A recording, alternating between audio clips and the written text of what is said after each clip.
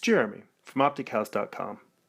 So this video is about creating blue line pencils that you can ink directly on top of. For those that don't know, basically the point of creating blue lines is to turn your pencil artwork into a very light blue color and then print the artwork out on Bristol board.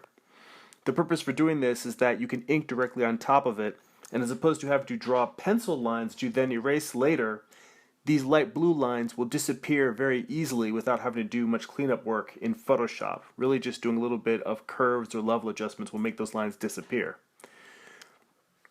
So what we have here are my layouts for Morningstar issue 5, page 1. I inked directly over my rough layouts, so these are pretty loose. The first step for me in my process is that I flip the images, because I draw my layouts on vellum, and the red pencil that you see underneath, the red color, is me drawing them initially in red in a red pencil. Then I flip the vellum over, and then on the back side I draw corrections, adjustments, move the anatomy around, do all my fixes.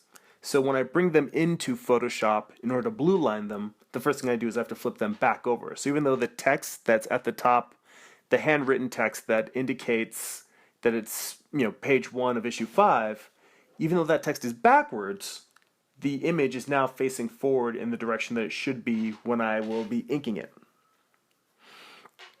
The next step I do is I create a adjustment layer,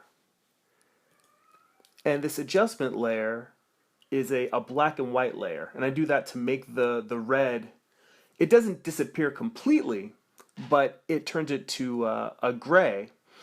And you don't really need to do this for the blue line process, but I do this because I also print a sketchbook of all of my layouts for each issue, and the sketchbooks are printed in black and white, so I do this process. I'm just walking you through what I do. Not every artist will work it this way, and again, you should customize your own process for your own workflow, what works best for you, and what your artistic needs or printing needs are.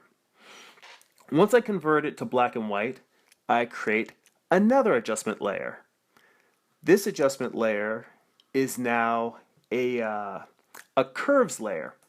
The point of curves, it's pretty much kind of like doing level adjustment, where you just increase or decrease the contrast, make certain areas lighter, certain areas darker. For the longest time, I had a lot of difficulty getting this to work properly for me. I know tons of graphic designers that have sworn by the curves, and I always just used levels because it was just much easier and straightforward, until I discovered there's a little thumb or a little finger pointing up or down that's on the top left of the curves palette. When you click on this, it gives you an eyedropper. You move that eyedropper over something white, and if you want that white, for instance, in here, there's a little bit of a gray area that should be pure white. Or actually, let's move down here to something that's even grayer. Now this area should be white, but it's gray because you can see it's really the red pencil that was underneath, just converted to black and white. If I click on this and I move up, it gets lighter. If I move down, it gets darker, increases the contrast. So what I do is I move the area that I want to be closer to white up, and it kind of brightens up the whole page. Then I move to an area that is one of the darkest areas in the page, like let's say right in her hand here. This is something that was pretty dark pencil-wise. I click on that and drag down, and now as you can see, it ups the contrast of the entire piece, making the whiter areas closer to white, the blacker areas closer to black. This is just sort of rough for, I'm doing this for this video. I would probably actually not have washed out the white as much as I have in this one. I would probably leave a little bit more dark in there for printing purposes when I print the sketchbook. But either way, we now have something that's curves adjusted with a lot more white light and a lot more, dark. The darker area is darker, the lighter area is lighter. Again, you could do this with levels, but this gives you a little bit more control and finesse to it. Once I do that, the last part is actually converting the piece to a blue line. The last thing is, again, an image adjustment level, or an image adjustment layer. This one is a hue saturation layer. So I go to new adjustment layer, hue saturation.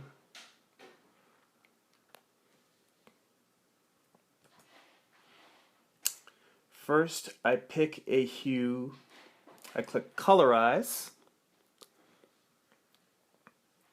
I turn the hue to 180. That gives you a light blue. I turn my saturation all the way up to 100. And I turn my lightness up to, we'll start with 80 and see how it looks. 80 is pretty good. If I go up to 90, it's damn near, you probably might not really be able to see anything except for just little white, like little light blue squiggles on a screen. On my screen, I can see it still fairly well. However, on you, this probably looks completely washed out, almost white, and can't see any of the detail. I'm going to drop this back down to 80.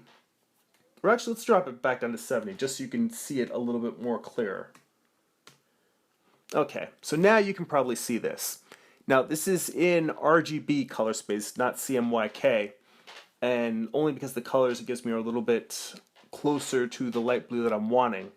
Again, when I do my final inked pages, those files are going to be in CMYK because I'm going to be sending those to print. Now, at this point, when you go, what I would do is I would take this and I would enlarge it to print on an 11 by 17 artboard I already have. And I would run that through my printer. I would enlarge this and print it out on 11 by 17 comic blue line artboards and start inking on it.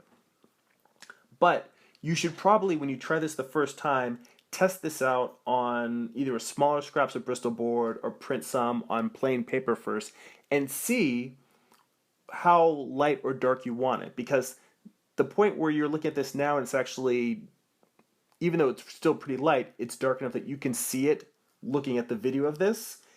If I were to print this, this would be much darker than I would want for actually inking the page. What I had it set at 90 where you can barely see it, that actually still prints out a lot darker than it looks on the monitor. So for my printer, setting it all the way to 90 gives me just what I want, which is a very light blue, but still dark enough for me to be able to see an ink on top of it without straining my eyes. And that's really what you want. You want a light, very light blue, but you don't want to be so light that it's hard for you to see and it's hard for you to actually ink over. You just want to be light enough that it will disappear very easily when you have your finished inks and you scan them in. That's it for now. Check out my website, optichouse.com. If you enjoy these videos, please share them. Also, sign up for my weekly newsletter to get a free digital download and see what else I'm working on. Go be creative.